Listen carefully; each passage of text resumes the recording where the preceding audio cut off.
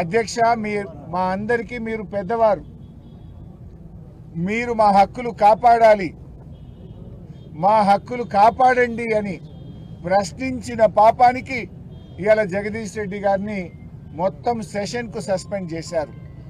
అంటే శాసనసభ అనేటువంటిది ఇవాళ ఉన్నది ఎందుకు? ప్రతిపక్షం ప్రశ్నించడానికే ఉంటుంది, ప్రభుత్వ తప్పిదాలను ఎత్తి చూపడానికే ఉంటుంది, ప్రజల కష్టాలను శాసనసభ ద్వారా ప్రభుత్వం దృష్టికి తీసుకుపోయి పరిష్కరించడానికే ప్రతిపక్షం ఉంటుంది.